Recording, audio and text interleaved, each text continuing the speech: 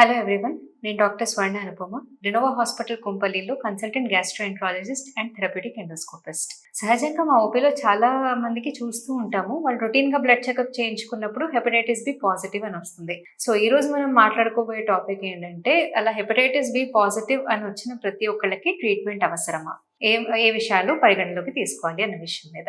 So సహజంగా hepatitis B positive ఉన్నంత మాత్రాన ప్రతి ఒక్కళ్ళకి ట్రీట్మెంట్ అవసరం లేదండి.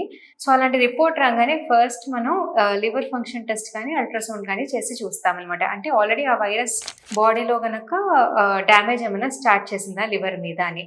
అలాంటి సందర్భాల్లో ట్రీట్మెంట్ చేయాలా వద్దా అని డెసిషన్ తీసుకోవడం జరుగుతుంది. అవి నార్మల్‌గా ఉన్నా కూడా వైరస్ లెవెల్స్ బాడీలో ఎంత ఉన్నాయి అలాంటి కపుల్ ఆఫ్ టెస్ట్ చేసి దాని తర్వాత ట్రీట్మెంట్ అవసరమైన వాళ్ళకి మాత్రమే ట్రీట్మెంట్ ఇవ్వడం జరుగుతుంది. సో వచ్చిన వాళ్ళలో not even less than 10% will be needing treatment అన్నమాట.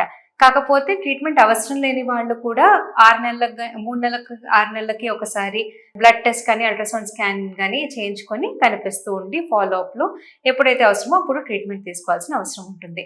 దీనికైనా ముఖ్యమైన విషయం ఏంటంటే, పేషెంట్స్ ఎవరికైతే పాజిటివ్ ఉంటుందో హెపటైటిస్ బి వాళ్ళ ఫ్యామిలీ మెంబర్స్‌కి కూడా స్క్రీన్ చేసుకొని ఎవరికైతే నెగెటివ్ వస్తుందో వాళ్ళు వ్యాక్సినేషన్ తీసుకుంటే హెపటైటిస్ బి వ్యాక్సిన్ వాళ్ళకి ఫ్యూచర్‌లో రాకుండా ఉండే అవకాశం ఉంటుంది. అలానే పాజిటివ్ వచ్చిన వాళ్ళు తిరిగి గ్యాస్ట్రోఎంట్రాలజిస్ట్‌ని సంప్రదించి ఫాలో అప్‌లో ఉండి అవసరాన్ని బట్టి ట్రీట్మెంట్ తీసుకోవాల్సిన అవసరం ఉంటుంది. సో మీకు తెలిసిన వాళ్ళకి ఎవరికన్నా గానీ, మీకు గానీ హెపటైటిస్ బి పాజిటివ్ అనే రిపోర్ట్ ఏమన్నా చూస్తే గనక వెంటనే ఒక కన్సల్టెంట్ గ్యాస్ట్రోఎంట్రాలజిస్ట్‌ని మీట్ అవ్వండి.